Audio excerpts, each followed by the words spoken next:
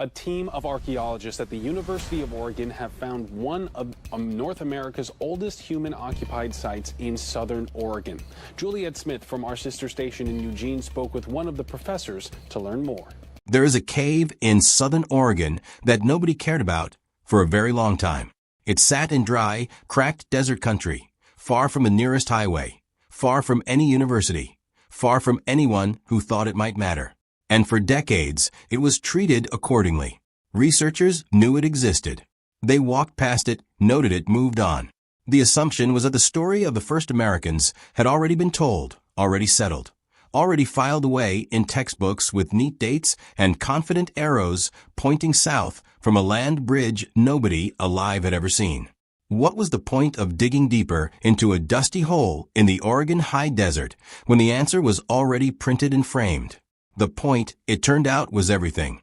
When a team from the University of Oregon finally decided to go deeper into the Paisley caves, a string of dry rock shelters carved into the cliffs of south-central Oregon, they were not chasing a theory. They were following a hunch and some funding and the slow, unglamorous discipline of actual field archaeology.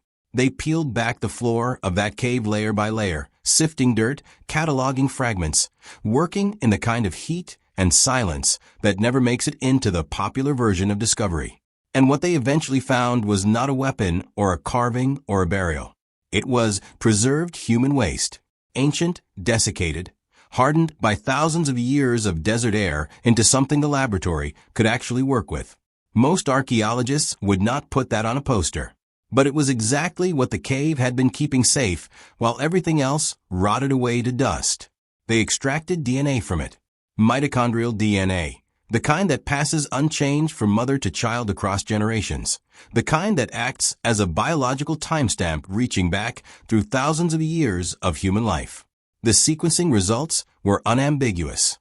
The genetic material matched founding haplogroups A2 and B2, the same lineages carried by indigenous people across the Americas today. This was not some failed migration that wandered in from elsewhere and quietly vanished. This was a direct ancestral line, still living, still present, connecting the people in that cave to communities that exist right now. Then came the date. Using accelerator mass spectrometry, which measures the age of the organic material itself rather than the sediment surrounding it, the sample came back at more than 14,000 years old. At minimum, 1,000 years before the people who were supposed to have been first ever arrived.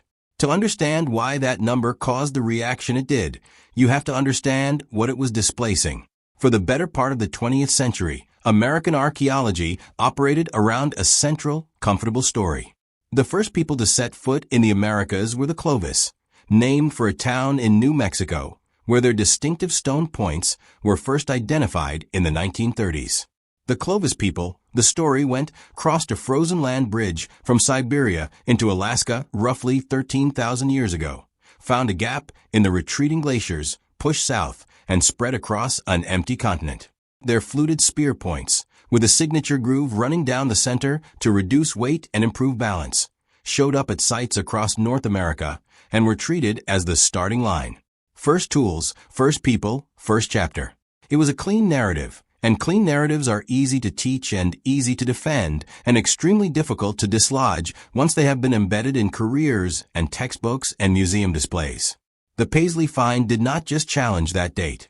It established that people were living in Oregon, in a fixed shelter, with a continuous genetic line connecting them to present-day indigenous Americans, before the Clovis people were supposed to have crossed into the continent at all. And while a single site can always be argued away, dismissed as contamination or misinterpretation or bad luck, Oregon was not finished with one site. 70 miles east of the Paisley Caves, in Harney County outside the small town of Riley, a rock shelter called Rimrock Draw had been under careful excavation since 2011. Dr. Patrick O'Grady of the University of Oregon had been working the site with patience and without drama, digging through seasons that gave up almost nothing. A few obsidian flakes, a groundstone tool near the entrance, the kind of slow accumulation that most people never associate with archaeology because it lacks the cinematic moment of sudden revelation. What Rimrock Draw gave O'Grady instead was something more durable than a dramatic find. It gave him certainty. Buried within the soil was a distinct layer of white volcanic ash. Geologists traced it to a specific eruption of Mount St. Helens, an event dated with precision to somewhere between 15,400 and 15,600 years ago. That ash layer functioned as an absolute boundary drawn through time by a natural event that nobody could fabricate or dispute.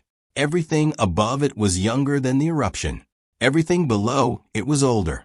There was no argument to be made, no methodology to question. A volcano had done the work that any archaeologist would envy. Below that ash, the team found 27 small fragments of tooth enamel sifted carefully from the soil. 2 of them stood out. One belonged to Camelops, the North American camel that roamed the continent during the last ice age and has been extinct for thousands of years. Another came from Bison antiquus, the larger, heavier ancestor of the modern American bison, also long gone from the living world. These were Ice Age animals, creatures from a vanished landscape, and they were sitting beneath a sealed volcanic boundary in the same ground where something else would soon emerge. A stone tool made of orange chalcedony, a glassy form of agate that holds an edge, shaped into a single implement with a curved cutting side, a flat scraping surface, and a serrated edge worn smooth by long use. O'Grady described it as a prehistoric multi-tool. But what struck him was the polish on the teeth of that serrated edge. That kind of wear does not accumulate quickly. It takes years of daily use, of cutting and scraping and cutting again, until the surface becomes almost glassy. Someone had carried this tool for a long time, used it constantly, and then set it down in that shelter and never returned. When the tooth enamel was dated, the results came back at roughly 21,000 to 22,000 years old. O'Grady ran the test twice on 2 separate samples, through 2 independent processes. Both returned the same figure, and the tool was buried 10 centimeters deeper than the teeth, meaning it was older still. He later said, with characteristic understatement, that it was extremely frightening to be holding material that old. He had watched what happened to researchers who announced findings too far outside the accepted range. He knew exactly the kind of professional consequences that followed a claim like this if the evidence did not hold. But the evidence held twice, and there was nothing left to do but report what the dirt had said. The tool itself carried a second message beyond its age. It did not look like Clovis. It belonged to something archaeologists call the Western stem tradition, a separate technological lineage defined by long blades with weak shoulders and rounded bases, bearing no resemblance to the fluted Clovis points that were supposed to be the origin of all American stone tool culture. For the first time in a long time, the question was no longer whether Clovis was first. The question was whether Clovis was even connected to the people who had come before. If a separate tradition was already established in Oregon thousands of years before Clovis appeared, that tradition could not have descended from Clovis. It meant different people, arriving separately, carrying different knowledge, making different choices about how to work stone. Oregon had now produced 2 sites, 2 independent lines of evidence, and 1 consistent conclusion. People were in North America long before the accepted timeline allowed. And the implications of that conclusion did not stop at Oregon's borders. In New Mexico, at White Sands National Park, researchers working across the dried bed of an ancient lake called Lake Otero had been documenting something extraordinary since 2009. Pressed into the pale gypsum surface were human footprints, 61 of them, clear enough to show the curve of an arch and the impression of individual toes. Some were small, belonging to children.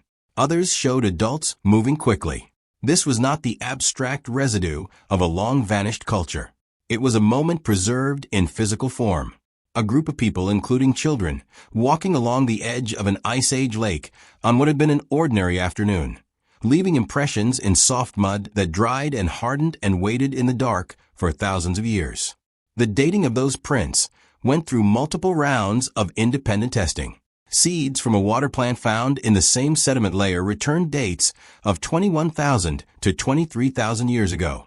Skeptics raised a legitimate concern about old carbon absorbed from groundwater, potentially skewing the results. So the team returned with conifer pollen, which does not absorb dissolved carbon and reflects only the age of the trees that produced it. The pollen confirmed the same window. A third study in 2025 used organic material extracted from wetland sediment and shallow lake deposits and arrived at identical figures. 3 separate materials, 3 independent methods, 3 matching results. People were walking in New Mexico during the height of a last glacial maximum, at a time when every established model insisted the continent was completely empty of human life. Running alongside those human prints in the hardened mud were the tracks of Columbian mammoths and giant ground sloths, megafauna that disappeared from North America thousands of years after these prints were made. Human beings and Ice Age giants sharing the same shoreline on the same afternoon, captured in the same layer of ancient sediment, at a moment the textbooks had declared impossible. The picture being assembled across these sites was no longer a collection of anomalies. It was a pattern. Oregon established the timeline break. White sands confirmed it independently from a different region, with different materials using different methods. And once that pattern was visible, the question that had always been lurking underneath the Clovis story became impossible to avoid. If people were already here thousands of years before the land corridor from Siberia was supposed to have opened, how did they get here? The answer that has been gaining ground among researchers points not to a single frozen land bridge, but to coastlines and water. Genetic studies tracing a mitochondrial lineage called D4H back to its geographic origin found it rooted on the northern coast of China. The data indicated not one migration event, but 2 distinct waves. The first, approximately 26,000 years ago, appears to have followed the Pacific coastline by sea, moving incrementally from the Asian mainland up through the Japanese archipelago and across into the Americas, camp by camp, generation by generation, following fish and shellfish and the reliable logic of a shore that kept going. No single dramatic crossing, just patient movement along the edge of the world over an enormous stretch of time. The second wave, closer to 15,000 years ago, used the land route through Beringia and corresponds to the populations long associated with the Clovis era. The people who were crowned the first Americans were, in this reconstruction, actually the second group, late arrivals to a continent that earlier migrants had already been exploring for thousands of years. The stone tool traditions support this. The same basic techniques that appear in the Western stem tools from Rimrock Draw show up in assemblages from coastal China and Japan. The same choices about how to shape a blade, where to thin the base, how to create a working edge, appear on both sides of the Pacific in ways that are too consistent to explain by coincidence. Tools do not develop identically in isolation thousands of miles apart. They travel with people, and people carry their knowledge with them across the water. What Oregon uncovered in its dry caves and wind-blown rock shelters was not simply a pair of old sites with interesting dates. It was the beginning of a systematic dismantling of a story that had been treated as settled for nearly a century. A row of caves that nobody thought was worth digging into yielded human DNA connected to living people and pushed the date of American habitation back by more than a millennium. A volcanic ash layer in a rock shelter sealed the case with the authority of geology itself and produced a tool tradition with no connection to the culture that was supposed to have started everything. Together they forced a field that had resisted revision for decades to finally engage with evidence it could no longer wave away. The continent was not empty when the Clovis hunters arrived. It was already home to people who had been here for thousands of years, living by different methods, carrying different tools, following routes no textbook had ever drawn. The oldest chapter of the American story was not written by the people everyone assumed. It was written by someone else, far earlier, in the dirt of a desert cave in Oregon that the world had not thought to look at closely enough. Until now.